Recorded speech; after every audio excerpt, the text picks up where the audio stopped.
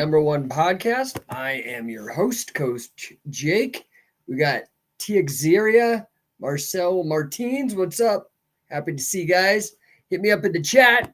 Tell me what's going on. Clark Sonomicon, SBK, Outlaw Grappling, Max Pro Gears, Lyrically Indigenous, Ale Pan Tujow, Dr. Sherman House. What's up, brother? It's hammer time. Instructor Close, MTMG. What's up, guys? Chill guy. Oh, you guys, hit me up in the chat. I hope you guys are doing good today. I do. What Judge Ritchie is in the house. We got the UK showing up. Some old school scientific wrestling guys. I hope you guys are good. Want to talk today about wrestling. Yay! My favorite subject. Wrestling and small business, man. Those are my two favorite. I'll talk to you about anything. Just bring it up in the chat. I'm happy to help you with whatever I can help you with. And otherwise, let's get to it. The word wrestling, to wrestle, right? I always go to my etymological roots.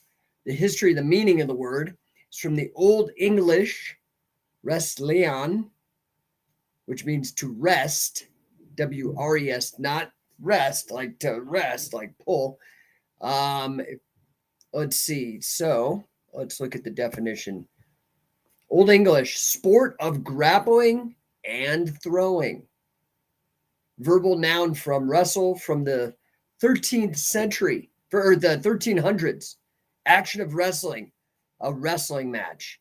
And its complement, I thought I'd throw in grapple, which interestingly enough, originally was a grapple was an iron hook for fastening one thing to another from the late 13th century.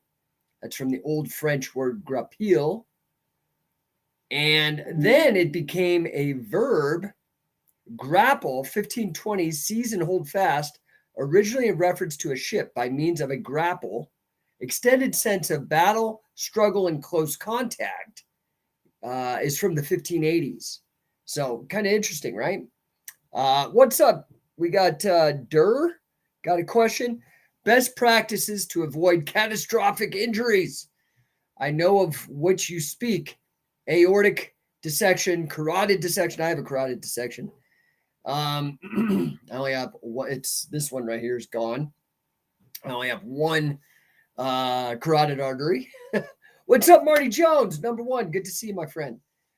Spicy Snob. Redbeard the Tatted joined. Hello. So best practices. Dur 3789 asked, best practice to avoid catastrophic injuries. Tap. That's your best bet. And make sure you are grappling with guys that have half a brain, aren't meatheads, aren't stupid, aren't psychopaths, guys that like you, that kind of thing. Tapping. That's the best way to avoid catastrophic injury. And usually tapping, you do need okay, I will go further because I know that's kind of not a great answer. When I say tapping, what I mean is also an understanding of what those catastrophic injuries were. The reason I never tapped and I fought out of chokes is I had no idea of the risk involved with dissections, having strokes. I had many strokes for years, these kind of things. So what are some of the catastrophic injuries that we know? Concussions, right? So those of you guys that are in the scientific wrestling family, from the mixed martial arts perspective, you've got to be very careful with concussions, okay? So maybe don't go full on.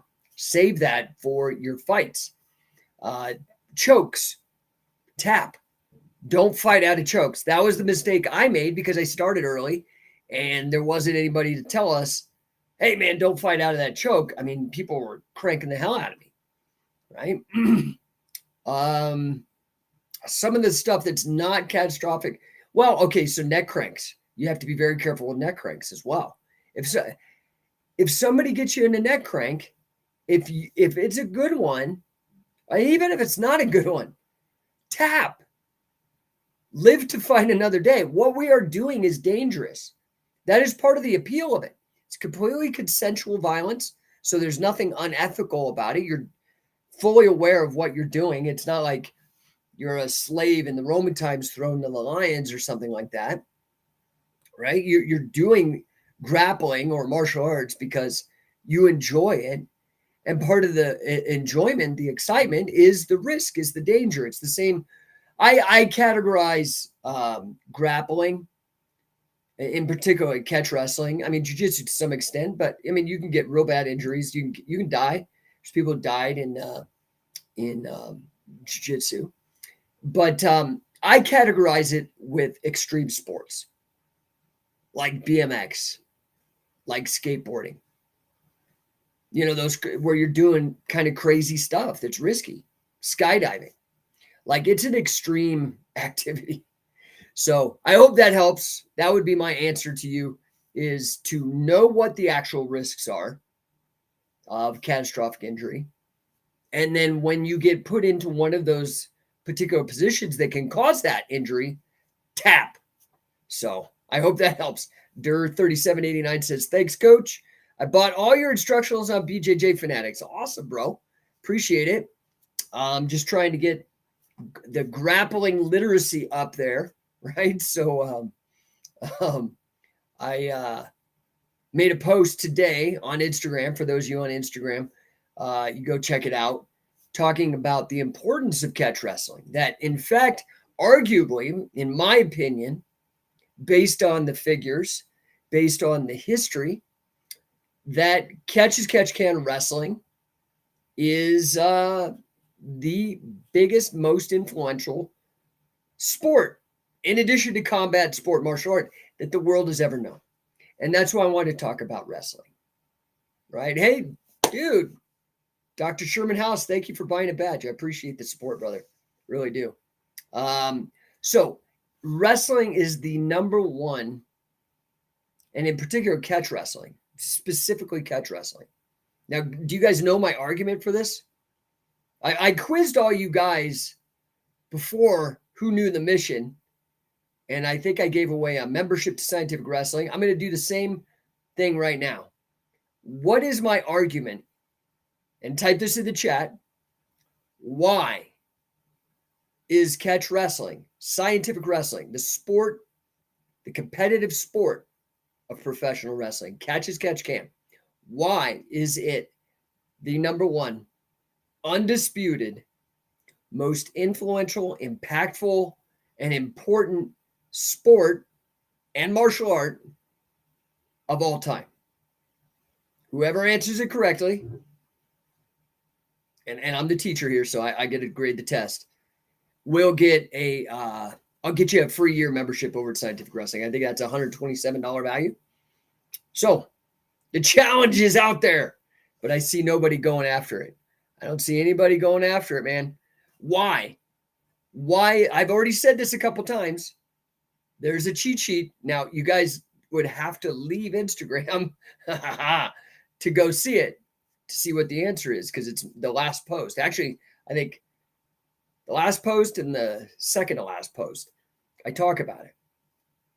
Anybody? Anybody? Raise your hand. Want to spit it out? I'm going to give you 10 seconds. 10, 9, 8, 7, 6, 5, 4, 3, 2. The reason why catch-as-catch-can wrestling is the single most influential. Oh, Redbeard the Tatted, I'll let in a late entry, but you're wrong. It laid the ground for grappling as we know it. Okay. Kind of, but not the entire argument. My argument's airtight, and I want you guys to learn this argument because it's fact. So when somebody comes at you and says, oh, you know, catch-as-catch-can, oh, it's doomed, or it never works, or yada, yada, yada. Here is what the response is.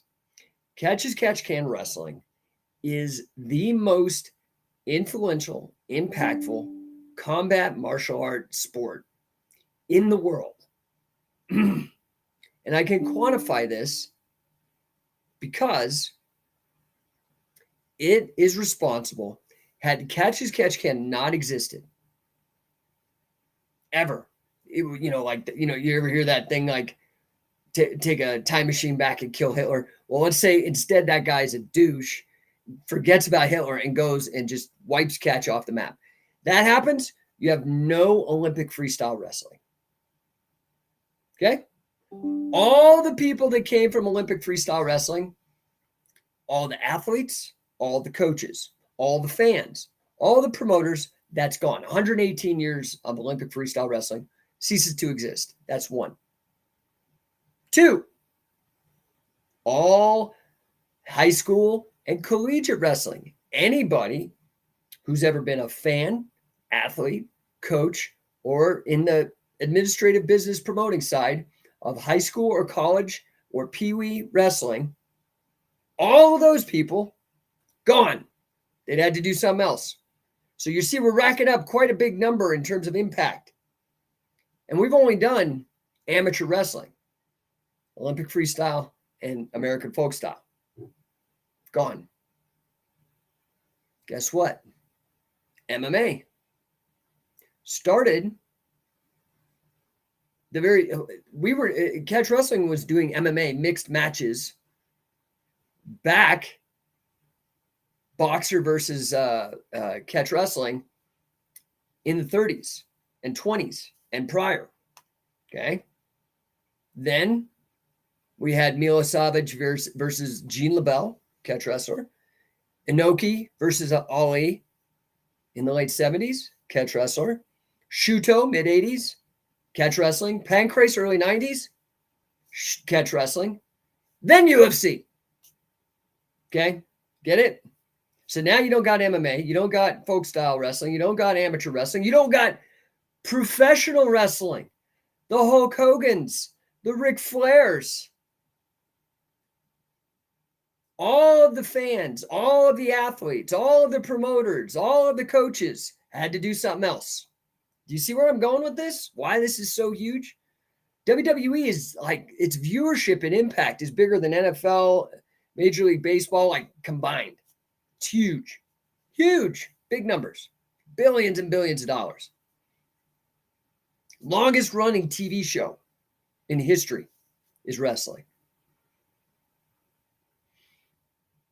You see where I'm going with this? It is massive, massive impact that this sport has had. Then there's catch wrestling in itself and grappling. Okay. And then really to put the screw to you guys, I'm going to also tell you there'd be no Brazilian Jiu-Jitsu without catch wrestling. I hate to break it to you. Cal Coma was his pro wrestling name. He was also known as Maeda. He was a judoka who immigrated to Brazil and perfected his style that he taught to the Gracies, the Brazilian aristocratic class, taught it to them. And it was a style he developed in response to wrestling catch wrestlers on the professional catch as catch can circuits. Then there's also Brazilian catch wrestling known as luta livre. Wouldn't exist. So when you take the fans, athletes, coaches, and promoters from all of those and add them up, and especially the fans, it dwarfs. I mean, tell me any other sport. Tell me any other martial art. I guarantee you it's a pimple on the fucking ass of catch as catch can. Now, if we were to broaden it out to wrestling in general and included Greco-Roman, Glima, Schwingen, sumo, Mongolian wrestling, the Pehlwans out of India, Kushti wrestling. Now you get where I'm going? Massive. But catch wrestling is the biggest one. Now, isn't that interesting? It's so big. It like permeates the cultural, the zeitgeist of our culture. Like it's at the deepest levels of everything. Lucha Libre, right? All of it, deepest levels. And yet very few people know that catch-can wrestling is the biggest, most influential, impactful combat sport, martial art, sport in general of all time. Number one. The number one. You get it?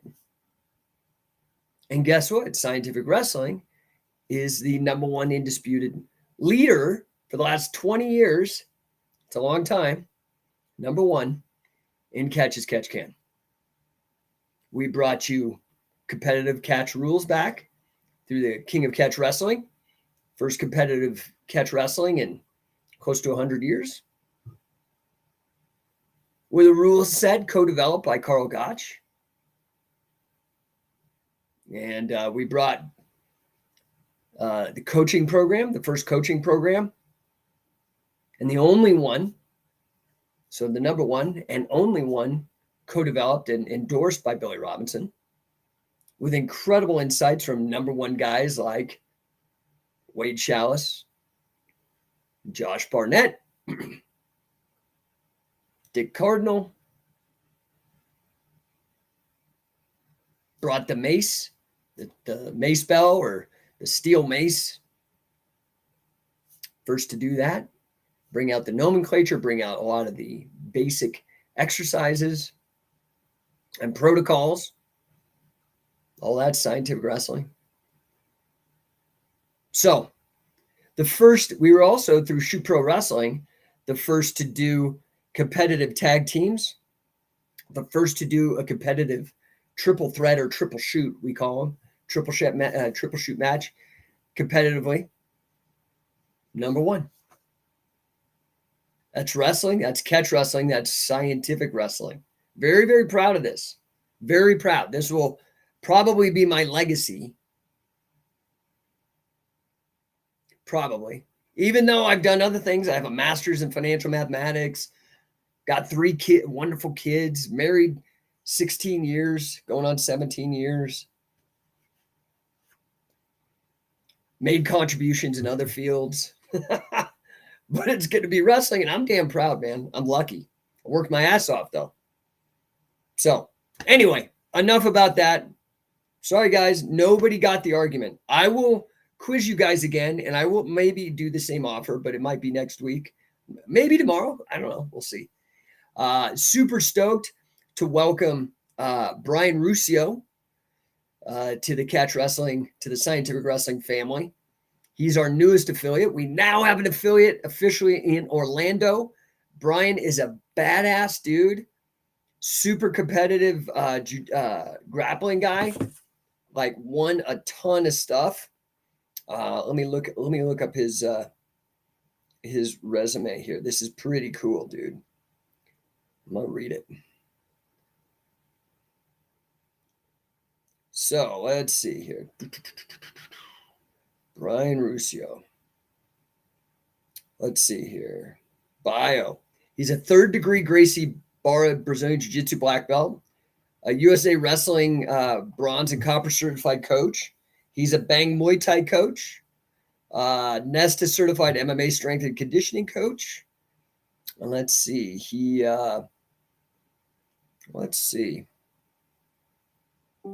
competes at the world level. Naga Pan American Expert Division champion. Badass dude. Super excited to have Brian on board. He's been in the coaching catch certification for a while. He is up now. He was up at the last certification, but he couldn't make it. So the next one he comes to, he's going to be getting his assistant coach cert, well on his way to full coach. So very, very proud, very excited to have him. Rob Dent, what's up? What's up, man? Got Mason on the call. Happy to see you, bro. Hope you're having a good time after camp last week. Maybe it looked like you picked up some cool stuff. What's up, Demi Goon? Happy to see you. Leva Wakwa. I don't know how to say that, but hi. Good to see you. So what questions you got for me? Anything? Hit me up, man. Hit me up in the chat. I'll hang out for a minute. Yeah, man. Life is good. Super stoked. Now, that said, I do have the offer, man. We are filled up. I said the first 8 people that sign up to be affiliates are going to get the early adopter discount. That's $2,000 off. Okay. Now, if you guys have been to the affiliate page, the offer page, you know that this is a business in a box. It's designed for you to make money with it. I understand that, like, my mission with Scientific Wrestling is to improve the lives of every person on earth, every man, woman, and child, all 8 billion of you, through Scientific Wrestling, the sport of catch as catch can, as a fan, athlete, coach, promoter, or a combination of all of the above. That's the mission. So now we've got 8 guys that are on the mission as affiliates. They partnered with me. They're official Scientific Wrestling affiliates. We've got the Scientific Wrestling Canada.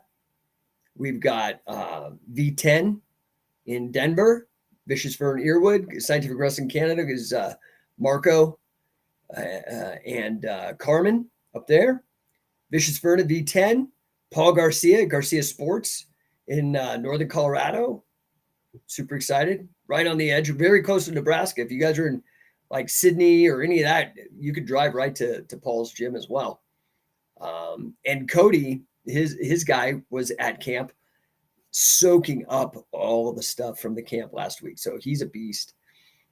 We've got Gil Olivas down in Phoenix now. Super excited, dude.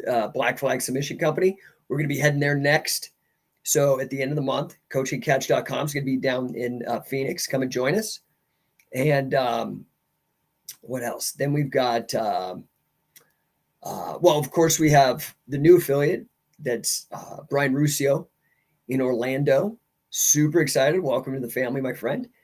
Then we've also got the 3 originals, Sam Crescent, Jesse Merez, and Luis, also Harry Smith.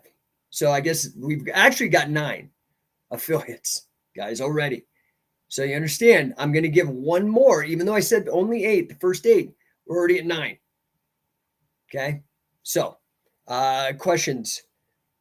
So Mason gives me the muscle arm emoji. And baby bottom feeder. Have I seen Kirk Jacobs' finished movie yet? I have not.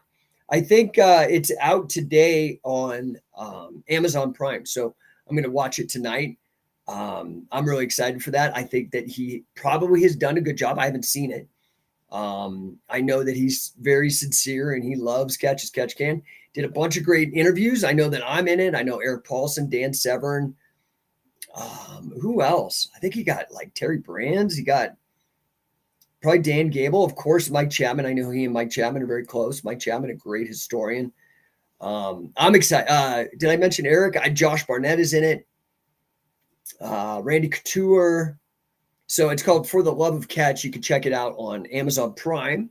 So check that out. I'm excited to watch it as well.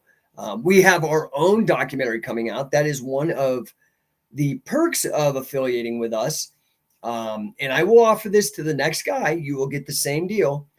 But I had offered to the first 8 affiliates a place in the documentary. It's like evergreen marketing. So we're doing our own Scientific Wrestling documentary to really document a lot of the stuff that I've already talked about in this podcast, the stuff that we've accomplished and contributed and continue to contribute. And so that documentary, I'm really excited. We're tossing up right now. It's really between some Sundance and Cannes documentary award filmmakers and this guy who does all the documentaries he's done all these great documentaries with like Mike Tyson, Tony Robbins. Like, this guy's a big player. So super excited for that as well. But so the answer to you, Baby Bottom Feeder, I have not seen it, but maybe I'll watch it tonight. And yeah, maybe I'll report on it tomorrow. Tell you guys what I liked about it. Miles, any catch wrestling being taught in the Bay Area? So in the Bay Area, no, that I know of. But Sacramento is getting to be a hot spot. We've got scientific wrestling coach Jesse Merez up there, and I'm sure he would drive down if you've got a school. He's a great coach, and he's I think currently over at 10th Planet Sacramento teaching scientific wrestling. As far as I know, he's the only guy that, and he doesn't know anything about 10th Planet. He came up through, I think his jiu-jitsu is called stable jiu-jitsu. I don't know who gave him his black belt. But then everything else is scientific wrestling. And so, I mean, dude, either get over there or bring him in to your place, Jesse Merez. If you need, excuse me, I got the hiccups. If you need his info, DM me and I'll send you his info. He's in Scotland right now. He just did a seminar out there. Rob McClenny, 86. I've been looking into places at Arizona. Any recommendations? Yes. I have no idea where you're at. I would highly recommend you go to Black Flag Jiu-Jitsu. Gil Alabas is very serious about his catch wrestling. He has kind of dipped his toes into everybody, tested it out, tried all these different styles, and gone to certifications and all this. And he affiliated with us. And his team is just a bunch of ninjas. And Gil's a great guy, really great coach. So if you're in Phoenix, Glendale, Scottsdale, head over there. That's what I would recommend. Highly recommend. And we're going to be doing our Coach and Catch seminar over there. So come on, man. Stop in. Let's see what else. Catchman B, closest guy in the Bay is Riley Bodycomb. Oh, okay. Yeah, he's Sambo guy. It's not Catch. I mean, now so Sambo. I should add Sambo because it's recognized that the leg locks of Sambo originally came from Catch Can too. So even Sambo would be different without catch wrestling. Miles Blagan, good to know. Sac is not too far. Okay, good. Rob McClenny, okay, thank you. Good, man. Make it happen, guys. The thing is you guys have to take charge here. You have to freaking just make these connections, make the phone calls, talk, save up some money, go over, start learning, get involved. There's not a secret to it. You've just got to get involved and get going. Like, come to camp. You'll love it. You sign up for a camp with us, you get lifetime membership to Scientific Wrestling. Okay. So there's, I think 90% of our instructionals are behind the gate. You can watch them. You can watch UWFI, 75 hours of UWFI that has like Sakuraba, Dan Severn, Good News or Bad News Allen. Who else? Oh, Gary Albright, the Suplex Machine. Great, super amazing proto MMA pro wrestling organization out of Japan. Get all that. Tons of articles. You can go listen to all the conversations with Carl. I got hours and hours of my conversations with Carl Gotch. So instructional material, there's member forums, all that. You get that for free. Then you get 2 days, which is guaranteed to be over 12 hours of mat time, training, drilling, learning. And again, the number one feedback from everybody who comes is, dude, that was mind fucking blowing. And that's why people come over and over and over and over and over and over and over again, because it's always different. We're always adding different things to it, showing you different perspectives with the fundamentals and the basics, the way that we were taught with Billy. Okay. So that I would really recommend that you get out to one of those camps, especially, and you can test it out. If you're thinking of becoming a Scientific Wrestling affiliate, get to camp first. The affiliate, that's a big commitment. You want to make sure that it's something you can hang with, because it's hard too, right? You don't want to get involved and then be like, dude, this is just too fucking hard. Come to a camp, get an idea of what we're doing, enter a King of Catch tournament, right? That's how you do it. Rob Dent says, opinion of UWF rules in a modern MMA setting. I mean, it's, I'd like to see it. I think it would work just fine. I think it'd work just great. I implemented a similar negative point system for our championship matches at Shoot Pro Wrestling. And I took that idea, tweaked it a bit to fit it, but I took that idea from UWFI. I like that a lot. The kicks and slaps, very similar to Pancrase. Yeah, I think it would go over well. It'd be really neat to see somebody take the UWFI and rebrand it as a pure shoot organization, right? Because so what they were doing with it, the UWFI is what was known as a work shoot, and it was proto MMA. So there had been Shuto, and Pancrase hadn't happened, and UFC hadn't happened. Okay, and so it was a group of athletes. Takada, all these guys came in. It's like proto Pride. It was like the organization before Pride. Had fantastic guys like Gary Albright, Sakuraba, Dan Severn, these guys. And they would go. And the only thing that was predetermined was who would go over, but the rest of the fight was a shoot. But the outcome was a work. So it was that last vestige of the old pro wrestling with the fix still hanging on. So they felt like they could control the booking and build up champions and whatnot. That's largely how Takada got where he was and why he got hammered when he went against Hickson. But then Hickson wouldn't go against Duck Sakuraba, right?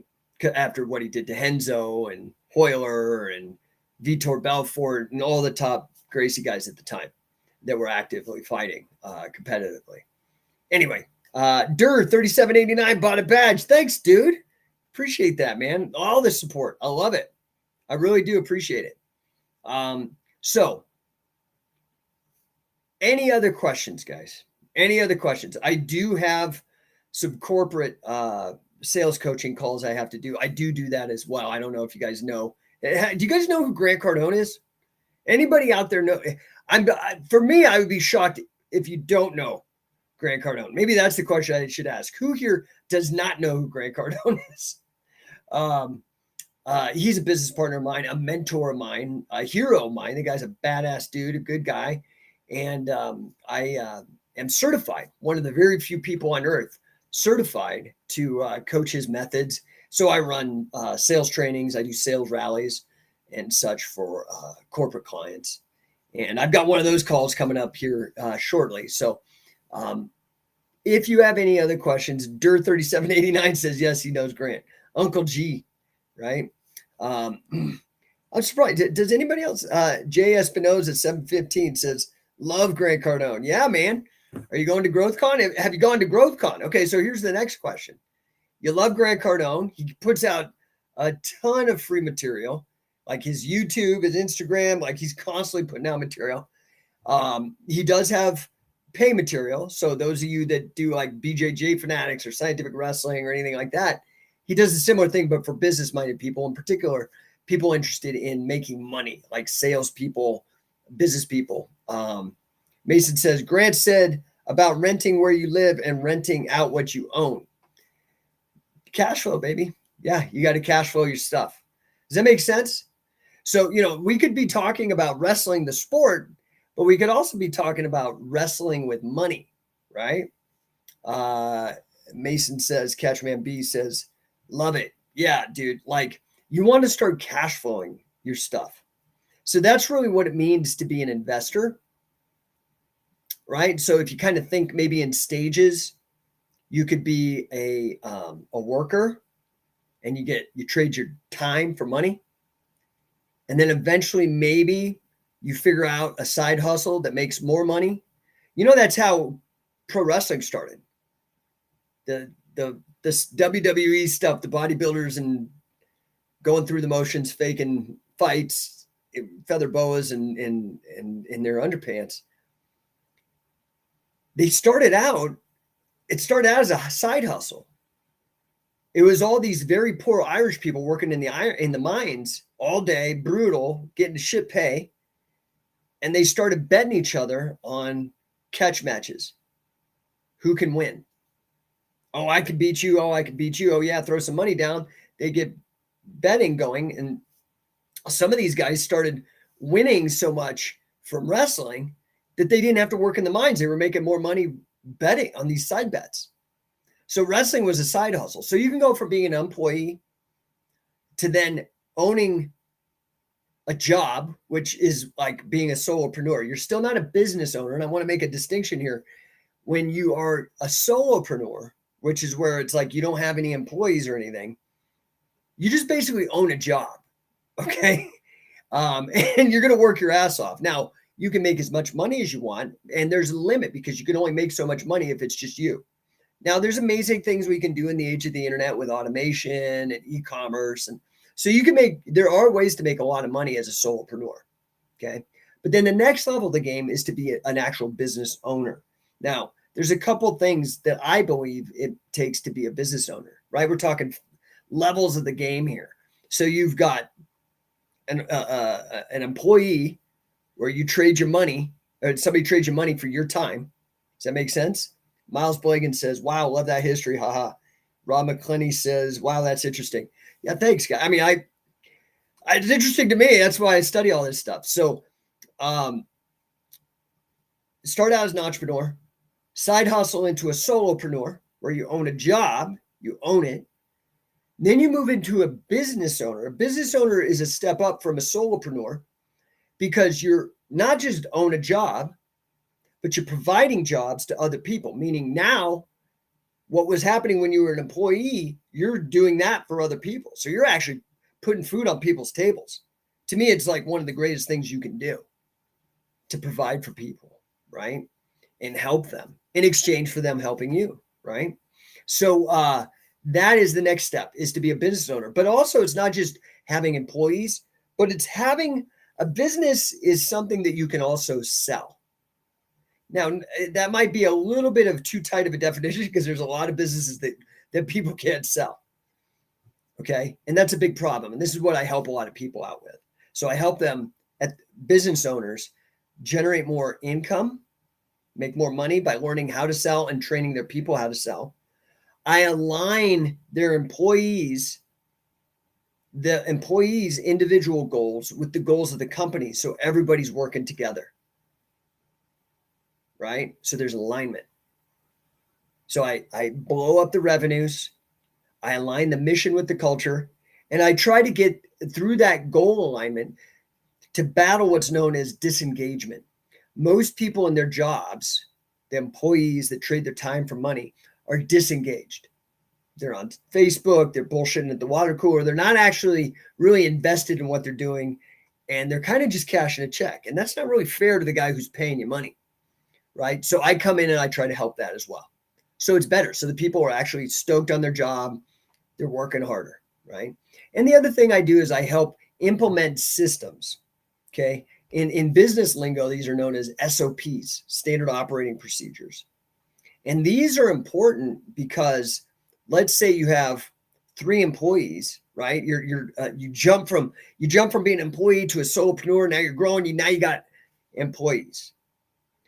You train your employees, but one of them's a dick, or one of them gets hit by a bus, or whatever. You become dependent on one. What happens? What happens if they get hit by? Your whole business could go under. So you create like an SOP or a system or a recipe, if you will, so that another person could come in, look at the recipe, and do the job. Right? So that's really what I do for the business owners. And then once you do that, you can sell the business because it's systematized. You've got revenues coming in, it's making money. And the employees and the managers are all aligned with the goals of the company. That's when you jump. So you start out as an employee, then you become a solopreneur, then you become a business owner. And when you sell that, you buy into a company, you become an investor. So what an investor is looking for is cash flow. And this is what Uncle G is always talking about. Does that make sense? You're looking for cash flow. So if I'm an investor and I buy a bond, a mortgage, right? But I buy the mortgage. I'm not taking out a mortgage. I buy it, which means I give somebody money and they pay me back the principal plus interest. The interest is the cash flow. Make sense? This is the problem with things like Bitcoin, or kind of what Mason was talking about, which he just What'd you say, Catchman B? Coach is dropping hot fire. Thanks, bro. So this is why what Mason was talking about, where you rent where you live and then rent out to other people to make cash flow. Not at the same place, different places. Because you need the cash flow. You need income. Bitcoin don't give you income. Maybe a little bit if you figure out how to stake it. Some of these cryptos you could stake it and you get a little bit of income. Okay. Stocks, they could pay you dividends, right? The problem is a lot of those are taxed. And in particular, like people rely on Bitcoin on capital gains. Same with real estate. If you buy a house and live in it, they count on capital gains. But a lot of times, are those really actually capital gains, or are they just a store of value given inflation? Or maybe a little bit of a speculative run up on supply and demand curves. I don't know. Does any of this even make sense? Do you guys even care? I know this is supposed to be about wrestling, but some of you guys, I know a lot of you guys are wrestling with finances. That's part of the reason why I started the affiliate program. I put out some questions. You scroll down in my Instagram or my Facebook feed far enough, you can see hey, what are some of the biggest challenges you face as a grappler? What are they? Sometimes it would come up with injuries. Sometimes it would come up with, you're in like a grappling desert. If you've ever heard of like a food desert, you're in a grappling desert and there's no real quality place to go train. Those are some of the things. But man, what really started coming up was, I don't got enough money and da-da-da-da. So I'm like, okay, I have a mission to get everybody on the planet improving their lives through the sport of catch can wrestling, through scientific wrestling as a fan, athlete, coach, promoter. So I realized that to do that and make it sustainable, you have to make money. And so it is an investment of time, investment of effort, right? Because you got to get certified, but you can make money. You make money selling classes. There's a Macebell cert. You can sell fitness classes now. There's, you get resale rights to all of the DVDs that I've produced over the years with like Billy and Carl and Josh, Wade, and all these guys, Dick Cardinal, all those DVDs. And you can run tournaments, make money that way. You can, a ton of ways. You can go to scientificwrestler.com and see all the ways that you can make money with this program. But that's part of the reason why I did that. So what does Durr say? Yes, good biz strategy. Being employee is losing strategy. Well, but the thing is this, dude. Everybody's got to start somewhere. I mean, not everybody is Donald Trump. And I need you guys to understand, I hate Joe Biden. That guy's a bumbling idiot. But I am not a Trump humper either. That guy's an idiot too. I'm like apolitical. Like some people are agnostic or atheist. I'm apolitical. All of it's bullshit. I'm like done with it. Done with it. I've had too many times, somebody, like say they're going to help me and then they pull the chair out right when I'm going to sit down. These politicians, all of them, trash. Bullshit way to go. The only way you can have control over your own life is business, sell a small business.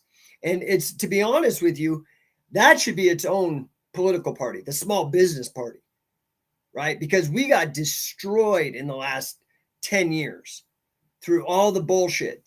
Let's go back to 2008. All that bullshit, all the lockdown bullshit, all this like COVID crap, and now all the stuff that's happening with inflation. You know what I'm saying? It's stupid. But anyway, everybody's got to start out somewhere. Not everybody has a silver spoon in their mouth. So you got to start out somewhere. You got to start out as probably an employee. Okay. Now you can work your way up in that same company. That's one way. And eventually become owner. That's one way to do it. You can do a side hustle like the old catch wrestlers doing bets on the side of their mining jobs.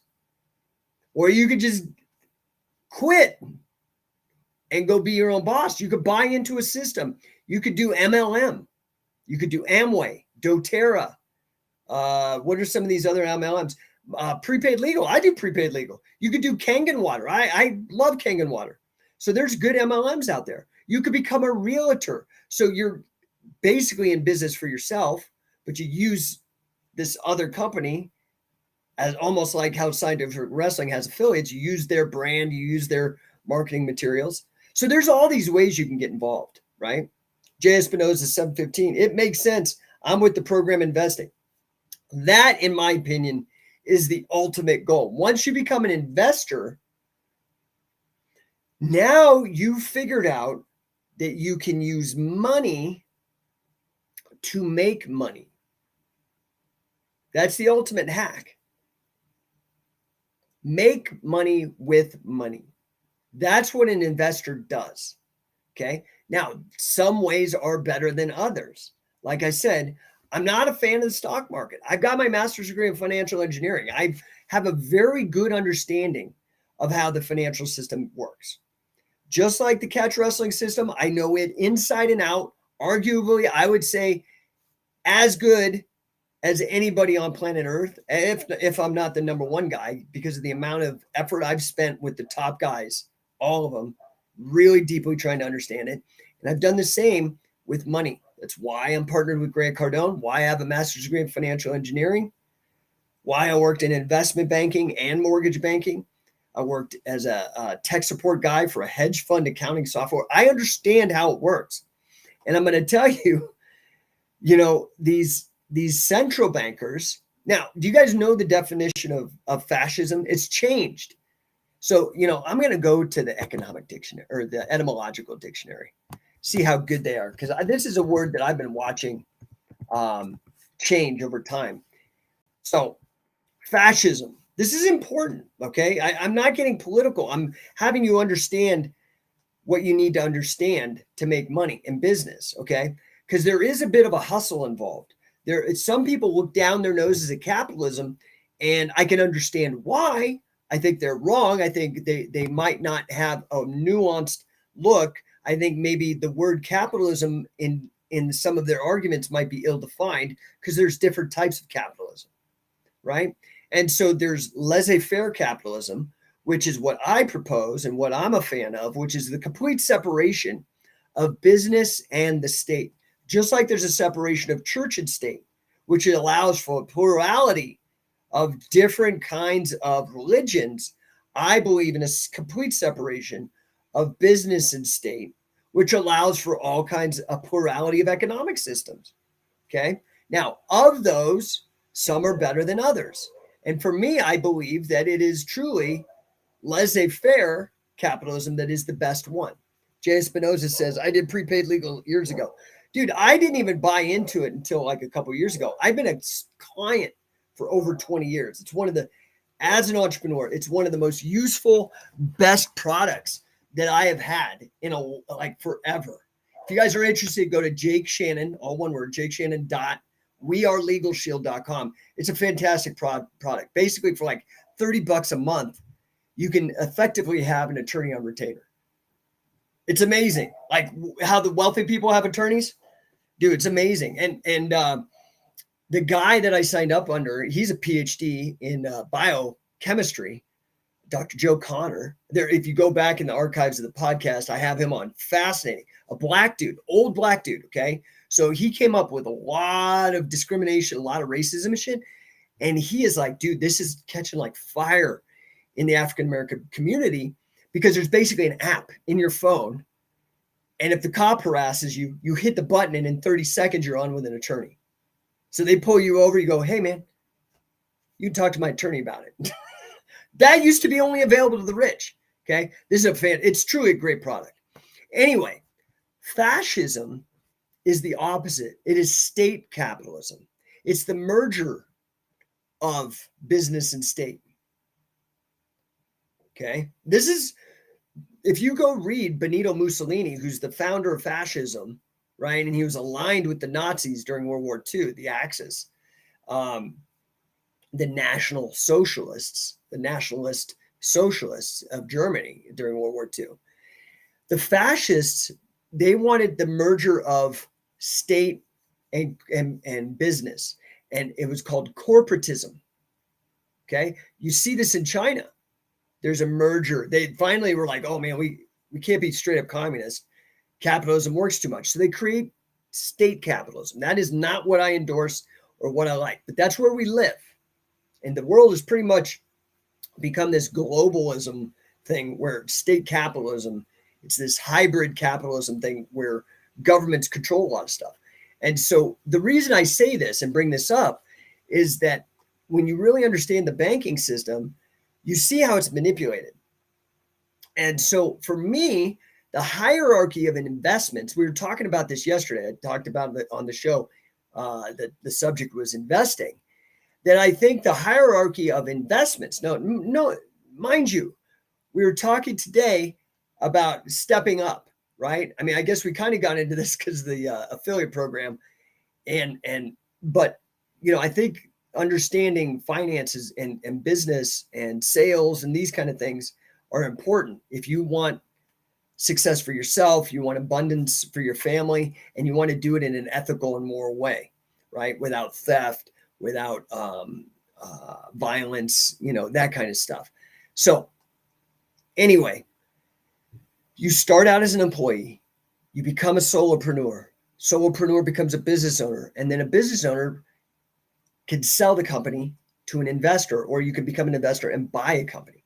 So the hierarchy of investment, I believe personally that the stock market is at the very bottom of what you should be doing. And that honestly is why that's where most people are.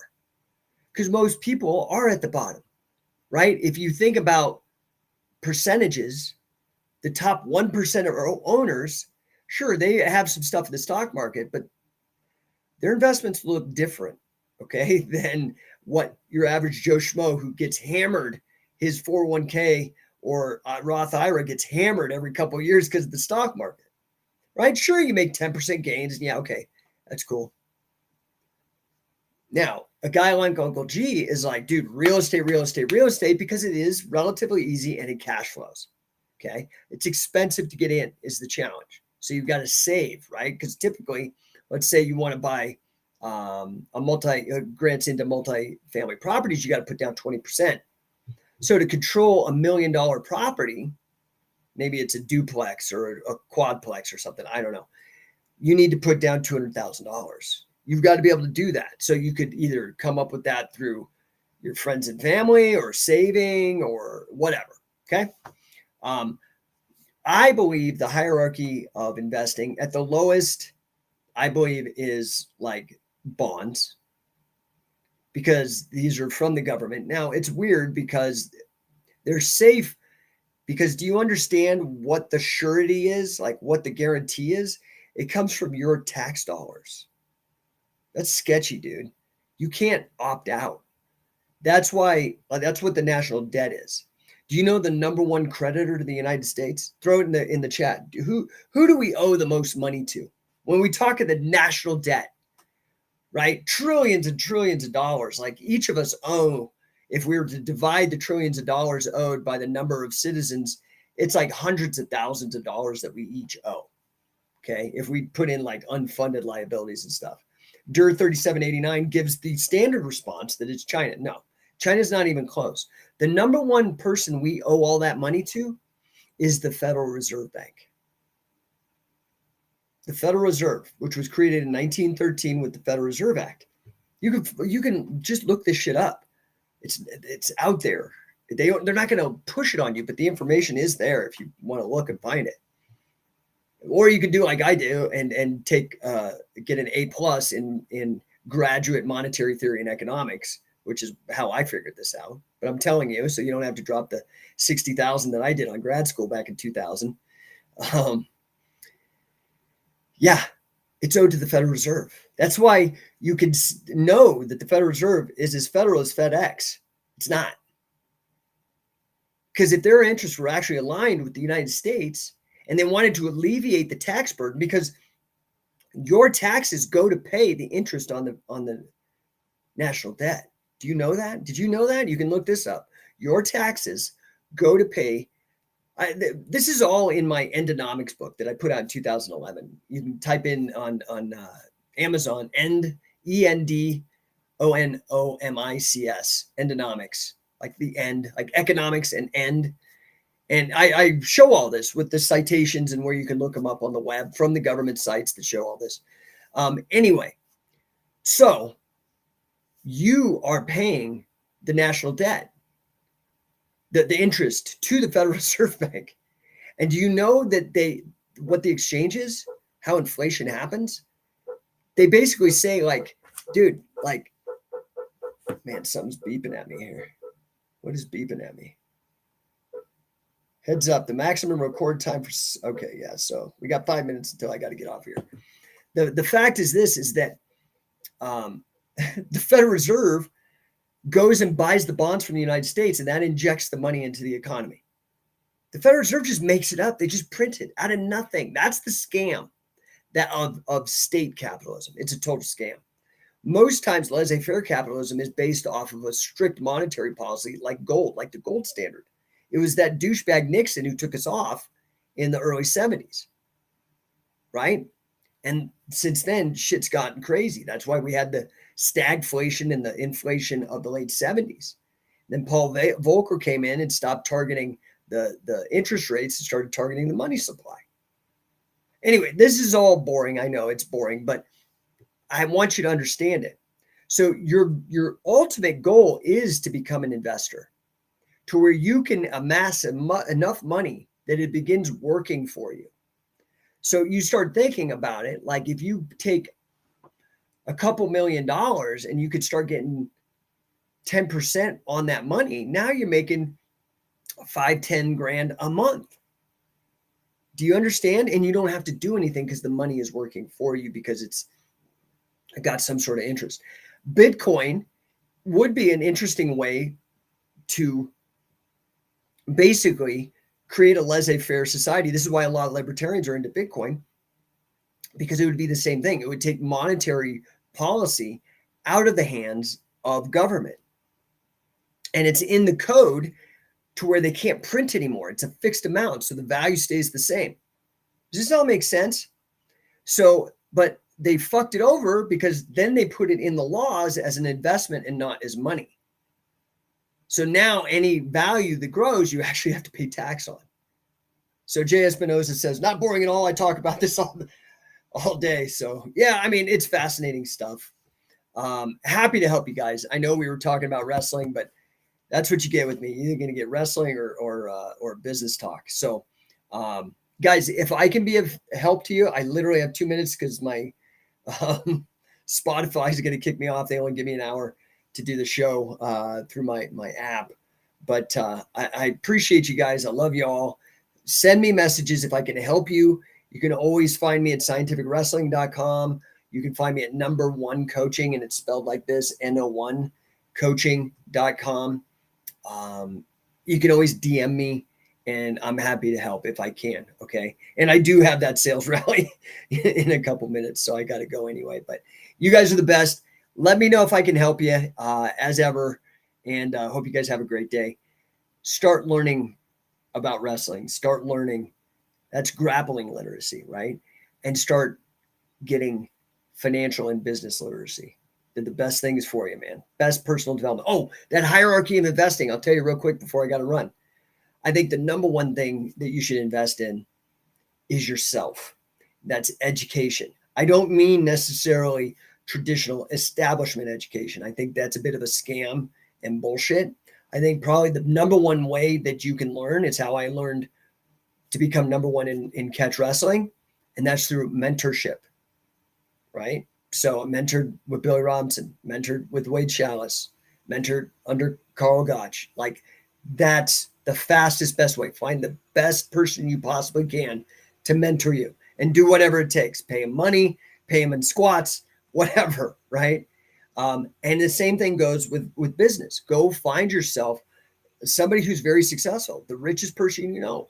Buy them a cup of coffee. Ask them to lunch and pick their brain. Ask them if you can do things for them and learn the business, learn the ropes. You can do that in real estate. You can do that in banking. You can do that in finance. You can do that in any business, software. That's the best way, not necessarily going to school. Okay. And this is from a guy who has a master's degree. I'm telling you, it's the best way. That's why I mentor under Grant Cardone, right? And a handful of other guys, but Grant's kind of the biggest guy because he's a billionaire. Anyway, guys, I appreciate you, and we'll catch you tomorrow. DM me if I can help.